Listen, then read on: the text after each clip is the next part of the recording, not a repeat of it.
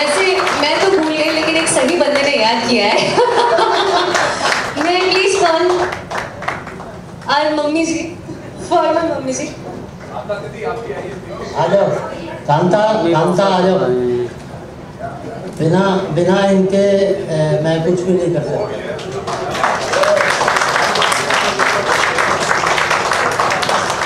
कैसे कर पाओगे?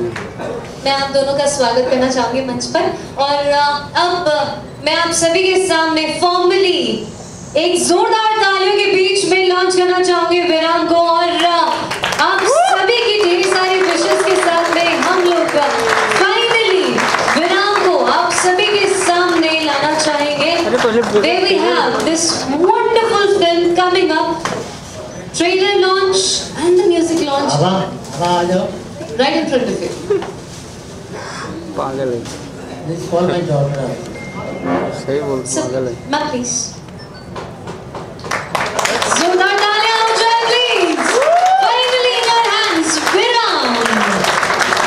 The end of the journey. मुझे म्यूजिक लॉन्च करना है, ट्रेलर लॉन्च करना है। Congratulations, ढेर सारी बधाइयां पूरी कास्ट एंड क्रू को। आप बैठे जितने भी लोग यहाँ पर आए सभी को ढेर सारी बधाइयां।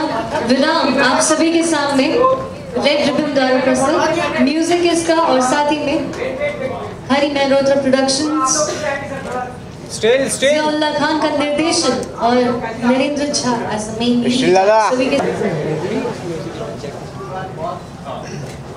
कांग्रेचुलेशंस और ढेर सारी बधाइयां आप सभी को। स्टिल दादा विजय भाई 3-4 झुक जाओ चाचा। ब्लॉक चेक स्टिल दादा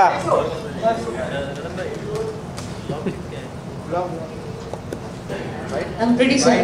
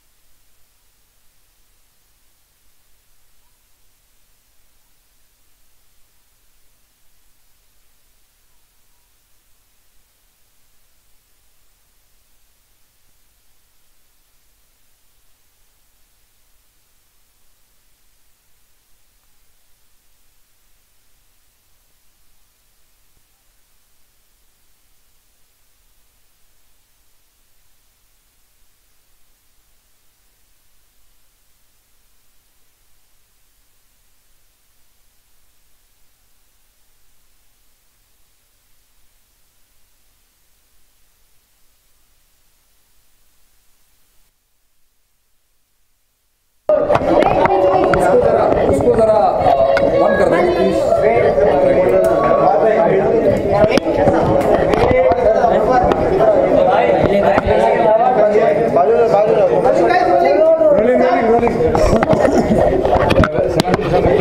अभी विराम का ट्रेलर ना था, क्या कहना चाहेंगे कि किस तरह का ट्रेलर लगा आपको और आपके नज़र में विराम जो वर्ड का आपने कि आरंभ हो सकता है? देखिए, एक पुरानी कहावत है कि आदि के बाद अंत होता है और हर रात के बाद एक सवेरा होता है, तो विराम के बाद एक नया आयाम होता है। तो वाकई एक ट्रेलर लगा कि एक इसमें दिखाया गया कि मैच्योर लव स्टोरी है जो अभी हमने देख के लगा। और जहाँ तक नरेंद्र झा जी की बात है तो वो एक बहुत ज़बरदस्त कलाकार हैं। वो जो भी काम करते हैं तो उसको एक बेहतरीन तरीके से अच्छे तरीके से करते हैं। तो ट्रेलर तो देख के मुझे अच्छा लगा, जितना मुझे लगा कि एक ये अच्छी फिल्म है जिसमें दिखाया गया कि एक मैच्योर पर्सन की लाइफ दिखाई गई है, तो वही लगा मुझे। नैनी सर बड़ी बड़ी फिल्मों के हिस्से रहे हैं, काबिल में भी थे, उसके बाद आप तो रईस में भी थे, काफ़ी बड़ी फिल्मों का पार्ट रहे हैं। आप क्या कहना चाहेंगे अभिनेता के तौर पर, कैसे अभिनेता हैं? मतलब ये कहते हैं ना कि उनके बारे में अगर उनकी एक्टिंग स्किल्स के बारे में अगर मैं कुछ बोलूँगा तो वो तो मतलब एक सूर्य को दीपक दिखाने वाली बात है, क्योंकि वो बड़े बड़े मंजे हुए अभिनेता हैं। और मैं तो उनकी आवाज़ का दीवाना हूँ। जो उनकी आवाज़ है मतलब क्या माशाल्लाह क्या बोलते हैं, अच्छा है। और इनको ढेर सारी बेस्ट विशेष, क्योंकि फिल्म बनाना एक बच्चे को बड़े करने जैसा है, क्योंकि एक छोटा सा बच्चा है उसको हम किस तरीके से धीरे धीरे आराम आराम से बड़ा करते हैं। और कई बार के हम इतनी मेहनत करते हैं कि ऑडियंस उसे पसंद नहीं करती, कई बार ज़्यादा पसंद करती है। तो सब यही तरीका है ज़िंदगी में। वही बस मैं यही कहना चाहूँगा कि फिल्म में विराम हो सकता है मगर अपनी ज़िंदगी में कोई विराम मत लगने दो, खुश रहो। अच्छा, आपकी प्रोफेशनल लाइफ में क्या चल रहा है, किस पे काम कर रहे हैं, कुछ बताना चाहेंगे इस बारे में? अभी मैं भी कुछ अच्छा कर रहा हूँ, अभी वेट कम कर रहा हूँ, अभी रेसलिंग, एक केडी जादव साहब हैं, केडी जादव मेमोरियल इंटरनेशनल कुश्ती चैम्पियनशिप अभी किया और तुक्का लगा मैं जीत गया, अमेरिकन रेसलर किससे था। और कुछ एक अच्छी न्यूज़ दे रहे हैं, 1-2 मैं शो लेके आ रहा हूँ जो काफ़ी स्पोर्ट्स बेस्ड शो है, जिसमें सारे इंडिया के one of the best celebrity आपको मिलेंगे, जैसे सचिन जी से लेके सारे बड़े बड़े। तो मैं शो को होस्ट कर रहा हूँ जिसमें ढेर सारे यूथ को, तकरीबन करोड़ों यूथ को सीखने को मिलेगा कि वो कैसे चैंपियन बने, कैसे क्या बने। और फिल्म की भी आपको एक जल्दी अच्छी न्यूज़ देंगे, कुछ कर रहे हैं। आखिर में बिग बॉस को लेकर आप क्या कहना चाहेंगे? इस समय आप बिग बॉस देख रहे हैं तो किसको फॉलो कर रहे हैं और कैसा क्या चल रहा है? देखिए, बिग बॉस एक शो था, चला गया, ना कभी पहले देखा ज़िंदगी में ना कभी बाद में देखा, टाइम ही नहीं मिलता बिग बॉस देखने। गया ज़रूर था उस शो में, शो का फाइनलिस्ट बना, तब वो शो अच्छा था, तो मैंने सुना था तब वो शो की गरिमा थोड़ी सी अच्छी थी। अब सलमान जी के लिए बिग बॉस देख सकता हूँ मगर सैटरडे संडे जब आते, मगर अभी टाइम ही नहीं मिल रहा बिग बॉस के लिए, कौन है क्या कब गया कि कब आया कब नहीं आया। तो 1-2 बार मैंने सलमान जी के लिए देखा था मगर अभी टाइम ही नहीं मिल रहा बिग बॉस के। बाकी मैं कहूँगा कि वो शो अच्छा है, बस उस शो में जाओ तो आप डेस्परेट मत हो कि पब्लिक के सामने कुछ भी दिखाएंगे, जैसे टीवी वाले फिल्म वाले डेस्परेट हो जाते हैं कि ये सब करो। अच्छा रह के भी आप अच्छे हो सकते हो। और मेरी ज़िंदगी में, मेरे करियर में बिग बॉस एक माइलस्टोन साबित हुआ, वो मैंने किया, मैं उस शो का फाइनलिस्ट रहा, अच्छा शो है और उसके बाद मुझे बहुत फ़ायदा हुआ। ढेर सारे लोग प्यार करते जो नहीं जानते थे, जो रेसलिंग को कम फॉलो करते थे, स्पोर्ट्स को कम फॉलो करते थे, बिग बॉस के ज़रिए मैं उनके पास पहुंचा। जाना, इससे बड़े शो भी किए, इससे छोटे शो भी किए, मगर ये शो एक अहम था मेरे लिए और अच्छा शो था। और मैं सबको यही कहना चाहूँगा कि पब्लिक को एक अच्छा मैसेज दो शो के द्वारा। आखिर में पूछना चाहूँगा, मनोरंजन जगत और खेल जगत दोनों के हिस्से आप रहे हैं, ये कहना चाहूँगा कि हाल ही में GST लागू हुआ है तो सब पे भारी पड़ रहा है टैक्स, आप क्या कहना चाहेंगे? और एक फिल्म आ रही है GST पे, तो क्या कहना चाहेंगे कि GST कितना अंतर ला रहा है ज़िंदगी में? देखिए, GST का मतलब होता है गुड सर्विस टैक्स, तो आई होप कि इंडिया के लिए, इन सब के लिए गुड सर्विस टैक्स हो और अच्छा है। और वाकई हमें वाकई एक कहते हैं कि घर में अगर परिवार का मुखिया अच्छा रहेगा ना तो परिवार पूरा शांति से रहता है, ठीक रहता है। तो परिवार का मुखिया भी सही मिला हुआ हमें, तो सारे इंजॉय करो, खुश रहो, शांत रहो। मोदी जी जो करेंगे अच्छा ही करेंगे। Thank you. Rolling guys, please किसी को बैठना पड़ेगा नीचे, प्लीज। कोई नीचे बैठ के डाउन बैठ जाए, उम्मीद करता हूँ आप समझ गए। बेशक आप लोग क्वेश्चन्स पूछेंगे ना? ओके, नहीं कैमरा लुक एक मिनट होल्ड नहीं, आप कंफ्यूज है तो मैं कंफ्यूज हूँ। जहाँ तक बात की जाए इस मूवी में आपका कैसा अभिनय रहा, क्या किरदार रहा आपका, क्या कुछ कहना चाहिए? बहुत ही एक्साइटिंग एक्सपीरियंस रहा and very good team and very nice. मतलब आई वाज फीलिंग प्रिविलेज्ड। मैंने Hari sir and Jiya sir and हमारे जो को एक्टर हैं उनके साथ काम किया, नरेंद्र जी के साथ में। It was a very good experience and that's it, very nice experience. कैसा किरदार रहा आपका, क्या रोल रहा? मेरा रोल इसमें सुनीता का है। आई एम प्लेइंग, मैं ज़्यादा नहीं बोल सकती क्योंकि आई जस्ट वांट कि आप लोग जाएं और ये फिल्म देखें on 24th of November, 24th of November। Please go and watch this film and yes enjoy. Sir, आपसे पूछना चाहूँगा, नरेंद्र झा अच्छे एक्टर हैं, बड़ी बड़ी फिल्म में काम किया है, क्या कहना चाहेंगे इस फिल्म का जो विषय है, ये विषय पे आपने फिल्म प्रोड्यूस किया है, कितना बड़ा चैलेंज था? देखो भैया, विषय ऐसा है कि जो हमारे दिल में है ना, जो हमारी भावनाएं हैं, हर व्यक्ति की भावनाएं कुछ ना कुछ होती हैं, ठीक है? कहीं से चलती हैं, कहीं जाती हैं, कहीं ख़त्म होती हैं, कोई ख़राब हो जाता है, कोई अच्छा हो जाता है। तो this is all human relations. So I cannot disclose many things because of this story. वो मैं बता नहीं पाऊँगा आपको, but when you will see the movie, yes, you will relate it to yourself. Anybody seeing the movie, he will relate to himself. जहाँ तक बात की जाए इस मूवी में किन लोकेशंस का इस्तेमाल किया गया है, लोकेशंस क्या रही हैं? Yeah, locations almost 90% we have shooting in Dehradun and around. Very beautiful location. It's a very beautiful Very location, beautiful location. as you have seen in Yes. trailer also. तो मकसद क्या इस फिल्म का, क्या संदेश देना चाहती है दर्शकों को? देखेंगे तो मनोरंजन के साथ क्या कहना संदेश चाहती ये देना चाहती है कि the end of worldly desires, A time comes at a stage when a person feels and जिसको कहना चाहिए टर्मिनेशन, त्याग। एक अवस्था ऐसी आती है मनुष्य के हृदय की कि जब वो दुनियावी इच्छाओं से दूर हो जाता है, सब कुछ त्यागने लगता है। Okay, so it's a very philosophical picture. चूँकि स्टोरी मैं नहीं आउट कर सकता हूँ, तो मैं बहुत कुछ नहीं बता सकता हूँ आपको इस बारे में। आपसे नरेंद्र झा के बारे में कैसे क्वेश्चन था?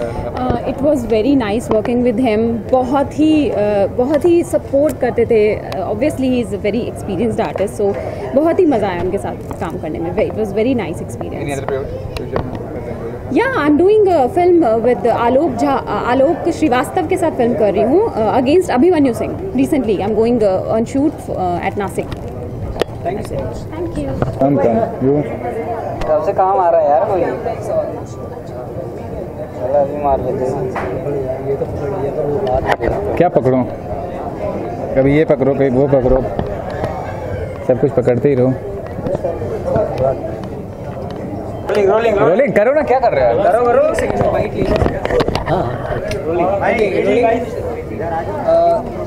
रोलिंग। कहना चाहूँगा गीत संगीत पक्ष काफ़ी अच्छा है, क्या कहना चाहेंगे कि कैसा अनुभव रहा इस फिल्म? मुझे बहुत मज़ा आया और एक्चुअली इस फिल्म में जितने भी गाने हैं सबका एक बहुत ही अलग मूड है, और जब आप इन गानों को सुनेंगे तो आपको एक अलग फीलिंग होगी। जो कि आजकल बहुत सारे गाने आ रहे हैं जो 80s 90s के जो रीमेक बन रहे हैं, तो हम लोगों ने ट्राई किया है कुछ ओरिजिनल क्रिएट करने की। लेट्स सी, अगर सबको पसंद आता है तो ये हमारे लिए बहुत अच्छी बात है। तो अलग फीलिंग लाने के लिए क्या करना पड़ता है बेसिकली? अलग फीलिंग लाने के लिए ट्राई बस ये करना पड़ता है कि हम कितनी अलग तरीके से कोशिश कर सके गाने की, म्यूज़िक बनाने की। जहाँ तक बात की जाए, फिल्म के अंदर एक भक्ति गीत भी है, एक धार्मिक संगीत भी है। ऐसी मूवीज़ के अंदर जिसके अंदर बोल्ड सीन्स हैं, लव सीन है, इमोशन है, इसके बीच में भक्ति गीत का आना आखिर ऐसा क्यों? It's normal. जैसे कि भक्ति गीत गाना या भक्ति काम करना नेचुरल होता है, वैसे बोल्ड सीन भी अगर तो वो भी नेचुरल काम है। It's also natural. जो भी चीज़ें थोड़ी ना है कि अगर film I guess and the film is not bold, I guess it's not bold, मतलब इट्स नॉट ए दोनों आई गेस दोनों हैं एंड तो आई थिंक चलता है इतना। या ऑफ कोर्स इतना चलता है। नहीं सर, नहीं सर। ओके, क्या घोष क्यों जाता है?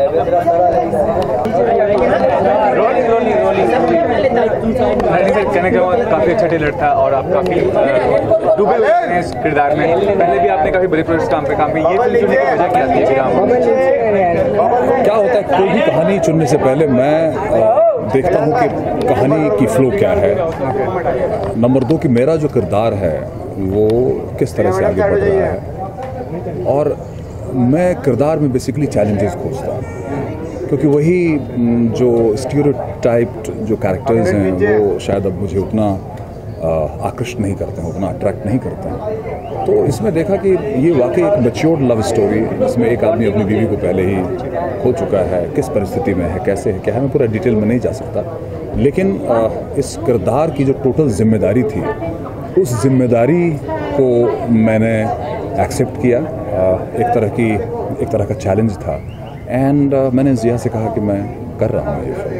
तो ये बताइए, मैच्योर लव स्टोरी ये सब ऑडियंस के लिए, हर वर्ग के लिए या कुछ खास वर्ग के लिए ये फिल्म है? नहीं, मैच्योर लव स्टोरी जाहिर सी बात है कि मैच्योर लव स्टोरी है, लेकिन मैच्योर लव स्टोरी में भी लव है। लव से आप किसी भी उम्र के इसको आप रिलेट कर सकते हैं। वो लव चाहे वो टीनेज लव हो, क्योंकि लव का जो रिफ्लेक्शन होता है वो टीनेज लव में भी और मैच्योर लव में भी बहुत सारी चीज़ें एक ही होती हैं।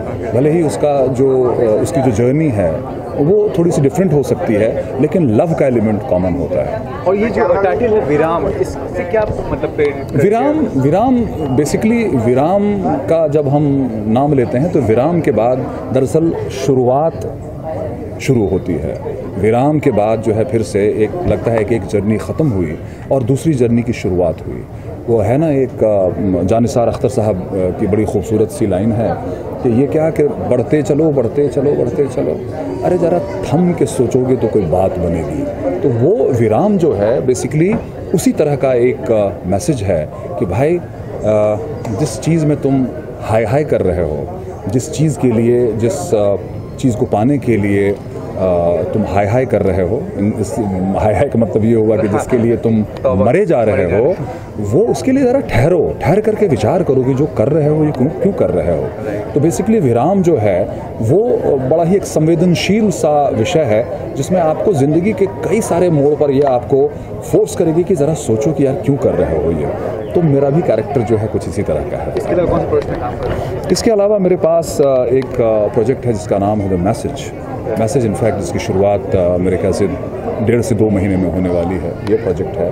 एक और प्रोजेक्ट मैं कर रहा हूँ दिसंबर के महीने में, उसमें बहुत बड़ा रोल नहीं है मेरा, लेकिन बड़ा ही प्यारा सा वो कैरेक्टर है जो मैं कर रहा हूँ। ओके, तो वो एक फ़िल्म है।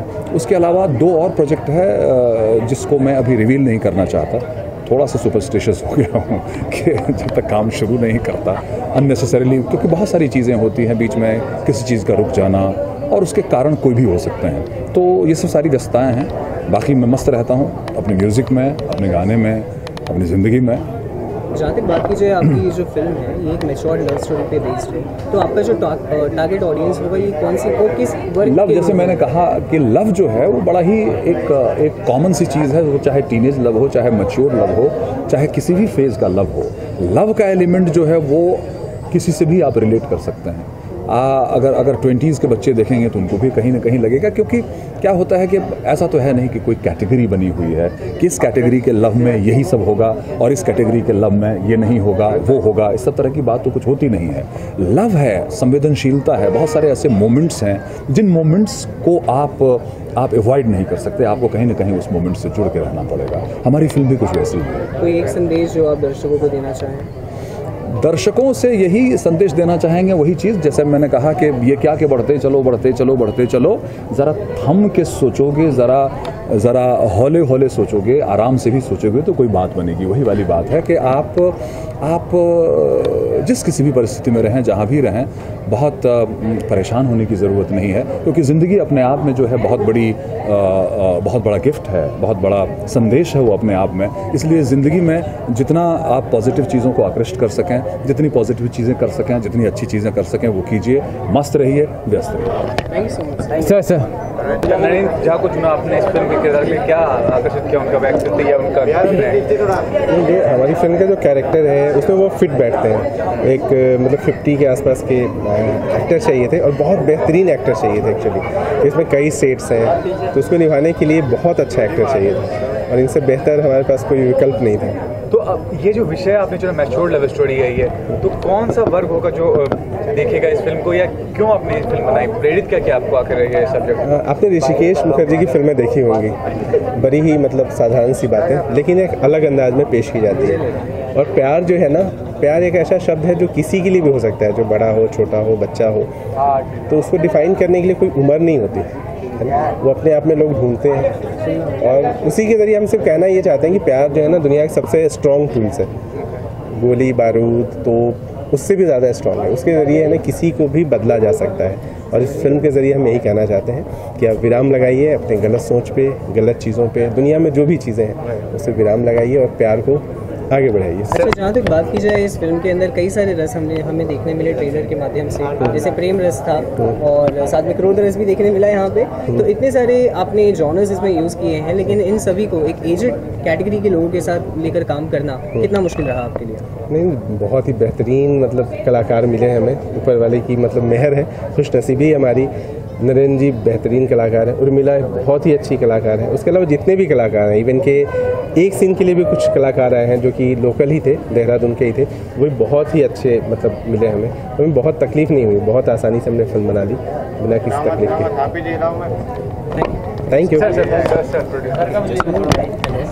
काफ़ी यंग एज में फिल्म प्रोड्यूस कर रहे हैं, क्या करते हैं, कितना बड़ा चैलेंज है आपके लिए? सर चैलेंजिंग तो बहुत था। सबसे पहले तो ये प्रोड्यूसर वर्ड ही थोड़ा अजीब लगा करता था। हम तो बस ऐसे ही फिल्म में as a business point of view हम लोग आए हैं और उसमें बाद में साथ में यहाँ जाके पता चलता है कि सब इमोशनली कनेक्टेड हो जाते हैं। तो काम करना मतलब हम तो आए थे बिज़नेस करने पर ये फैमिली बन गई।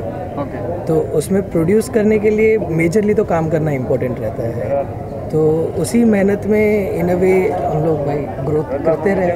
और अमन नाम ही अच्छा है वो प्रोड्यूसर कोई बुलाता है तो बहुत ही अजीब तो किस तरह प्रमोट करने वाले हैं, कहाँ कोई फिल्म फेस्टिवल वगैरह में आप फिल्म को? सर कांस में तो हमने पहले ही इसे स्क्रीन कर लिया था, जहाँ इसका एप्रिसिएशन बहुत अच्छा मिला था। वहाँ से हमें बहुत सारे डील्स भी मिले थे, सब चीज़ें आई थी। पर हम सोच रहे थे कि ये फिल्म इंडियन ऑडियंस को भी दिखनी चाहिए। अगर आप इंडिया की जो टैलेंट है, इंडिया की आर्ट है, वो दुनिया अप्रिशिएट करती है, पर हम यहाँ खुद की आर्ट अप्रिशिएट नहीं करते, तो एक बहुत ही अजीब सी फीलिंग आती है। तो बस अभी रिलीज़ हो रही है, उसके बाद जहाँ तक बात कीजिए, आपने इस फिल्म में निवेश भी किया है, क्या उम्मीद है कितनी प्रॉफिट कमाएगी ये मूवी? सर वो तो ऐसी चीज़ है जो नसीब पर डिपेंड करती है, तो उसमें हमने बस मेहनत की, हमने निवेश जो करना है कर लिया, आगे देखा जाएगा। Thank you.